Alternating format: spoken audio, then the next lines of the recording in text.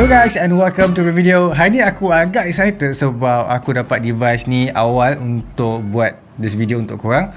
So bagus juga Xiaomi call aku kata, Fazli, kau nak ada satu device secret tak? So ni adalah turns out the device yang diorang hantar dan aku tak expect pun sebab kita tengok banyak yang kata, ada rumors kata 200 megapixel kamera akan ada dekat smartphone. Aku rasa benda tu macam belum sampai lagi, mungkin 150 dulu, tapi kita jump kepada 200 dulu kan. So aku sangat teruja dengan apa yang Xiaomi dapat buat dekat sini. So without wasting more time, kita nak tengok 200 megapixel tu macam mana hasil dia and macam mana dia punya looks in real life. Okay, let's go. Macam yang kau nampak, nak tahu benda ni adalah latest ataupun pakai megapixel paling tinggi adalah dengan nama dekat atas ni, 200 megapixel ultimate camera daripada Xiaomi, dan juga dia punya 12T Pro. Biasanya dekat 12 ni sepatutnya dia letak T tau, tapi kenapa dia tak letak T ya? Dia tak dekat bawah juga T. Ok, buka je kotak ni, kau akan nampak satu kotak kecil yang mana dalam ni akan ada dia punya case, dia punya manual guide. Lepas tu kita akan jump terus je pergi dekat device ni yang mana dibalut dengan plastik. Macam kau nampak dekat sini ada 12 megapixel dengan that new looks dekat kamera Xiaomi 12T Pro. Ok, sebelum tu dekat dalam ni akan ada satu charger yang mana sekarang kebanyakan flagship dah tak ada dah. That is dia punya 120 watt hypercharge yang baru daripada Xiaomi. Aku sebenarnya tak pasti apa maksud hypercharge tu, tapi untuk sebelum-sebelum ni Xiaomi pernah letakkan 120 watt, cuma dia tak letak hypercharge dekat branding dia. Tapi mungkin kali ni lebih kepada adaptif. Kita akan pergi terus dekat Xiaomi 12T Pro ni juga, yang mana dibalut dengan plastik, dan kita akan start buka. First impression aku boleh kata dia punya kamera, dia punya looks agak sama macam Xiaomi 12 yang aku buat unboxing, yang mana awal juga sebelum Malaysia sampai lagi. Lepas tu kau akan nampak ada branding 12 megapixel dekat dia punya lens. Surprisingly dia tak letak dekat kamera yang besar tu ataupun sensor yang besar. And dekat bawah ni ada a few sensor yang mana aku akan cerita kejap lagi. Alright, dia punya look sebagai aku dekat sini biasa-biasa je. Tapi ada significant changes tu untuk dia punya panel belakang. Untuk depan aku yakin, aku pasti korang tak akan dapat kesan pun ni adalah the newest ataupun paling lama ke, lebih kurang macam tu lah untuk new device daripada Xiaomi 12T Pro. Alright, ni dia Xiaomi 12T Pro yang baru je dilancarkan di Malaysia, yang dijual pada harga 2,000. Untuk device ni actually dia punya processor dia pakai latest and greatest daripada Snapdragon. Cuba korang teka, yes betul tu, Snapdragon 8 Plus Gen 1. And boleh kata untuk siri Plus kali ni ataupun Gen 1 ni, boleh kata this is one of the cheapest untuk korang dapat. Tak perlu spend sampai RM4,000 ataupun RM5,000 untuk dapat latest processor yang Snapdragon dapat tawarkan. Bagi aku lah kan, Xiaomi patut up their games, boleh pergi naik sampai 12GB untuk dia punya RAM. Lepas tu macam biasa untuk Snapdragon kali ni dia fokuskan untuk lebih power efficient dan juga less heat, so that dia boleh buat cooling macam biasa je, tak perlu nak labur beli kipas, nak buat extra cooling, extra vapor chamber tu semua. So sepatutnya Xiaomi dapat tawarkan prosesor ataupun penggunaan yang bagus tanpa rasa overheating tu. Alright, sekarang kita akan pergi dekat dia punya screen pula, yang mana screen size kali ni adalah 6.67 inci. To be honest, it's not small. Dia bukan besar pun dan dia bukan kecil pun, sebab 6.67 inci tu banyak je. Kalau ikutkan 6.7 dah tinggi dah. This one almost that. Tapi bagi aku macam untuk dekat tangan aku ni rasa macam biasa je. Ataupun mungkin kita dah terbiasa dengan telefon besar kalau ikutkan.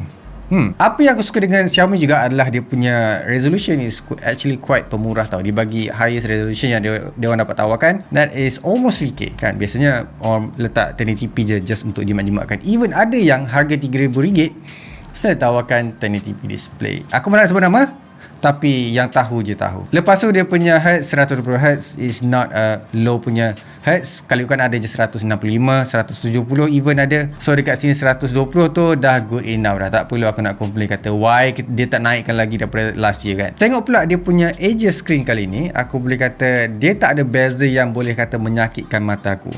Walaupun bawah ni ada noticeable punya bezel ataupun dagu, dia tak terlalu jelas. Okay, dia punya kiri and bawah tu nampak macam symmetrical je. Dia punya tebal hampir sama sahaja. Dan kau akan perasan dia punya kamera cutout ni pun agak kecil lah. So dia tak mengganggu sangat macam dia punya jiran. And kalau kau perasan juga, telefon ni dia tak ada curve screen.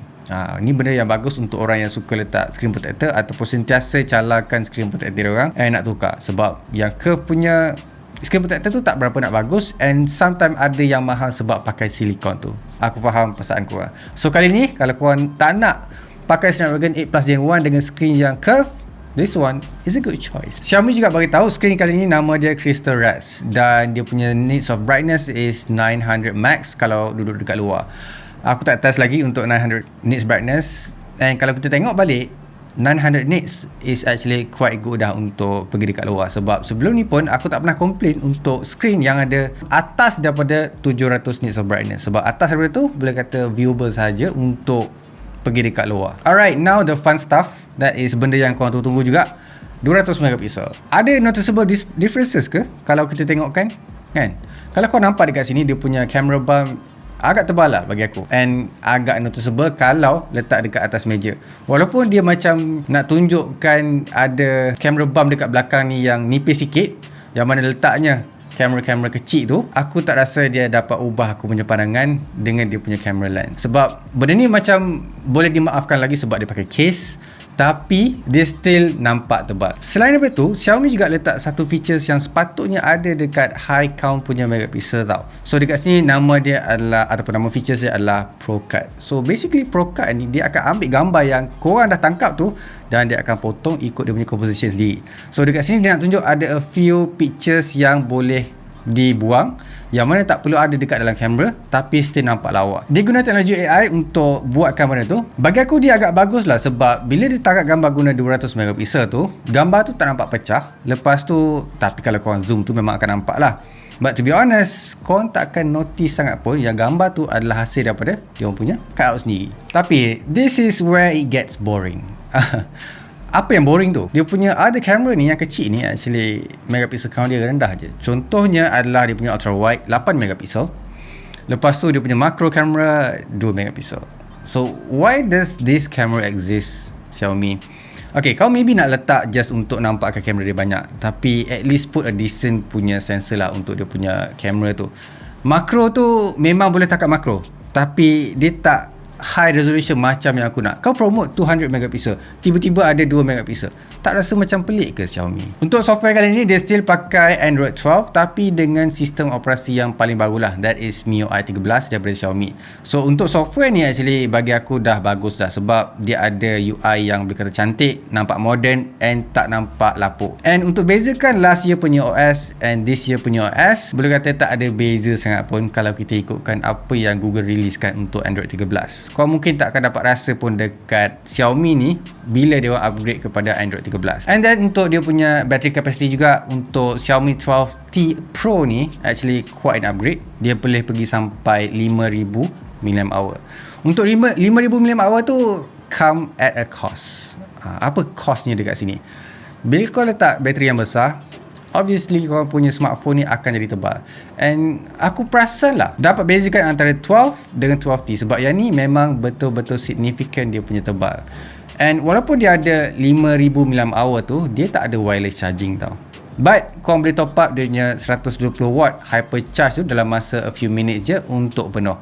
Itu apa yang aku suka dekat sebuah telefon, walaupun harga dia tak semahal macam kebanyakan flagship yang aku pakai ataupun yang dijual dekat luar sana. Apa yang aku suka juga, dia punya speaker ni actually certified Harman Kardon punya tune tau. So this is what I like. Kalau korang suka tengok dekat dalam TikTok, suka dengar lagu kan, speaker ni akan kuat. Korang tak perlu nak risau. Tapi kalau boleh janganlah pergi dekat public lepas tu pasang speaker kuat-kuat tengok TikTok kan, sebab it's really annoying to be honest. Alright Fazli, since kau dah pakai telefon ni, dah tengok, dah sentuh, apa yang perlu korang fikirkan sebelum beli telefon ni? Beza dia agak signifikan dekat sini. Contohnya adalah dia punya saiz agak tebal untuk orang yang pegang telefon ringan dan juga nipis. Lepas tu untuk camera bump tu bagi aku tak ada masalah, sebab kebanyakan kamera dekat sekarang ni ada camera bump yang hampir sama je, and kau mungkin tak akan rasa terganggu sangat. Tapi dia tak ada wireless charger macam kebanyakan telefon lain. Lepas tu design untuk orang yang nak upgrade daripada 12 tak banyak beza. Yang ni beza dia adalah dia punya camera cutout, which is petak.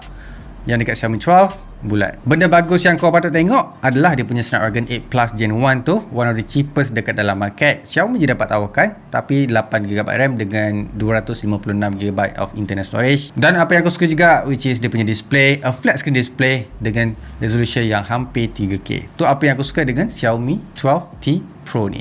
Alright guys, macam biasa, leave a like, subscribe. So keep smiling and I will see you guys on my next video. Bye!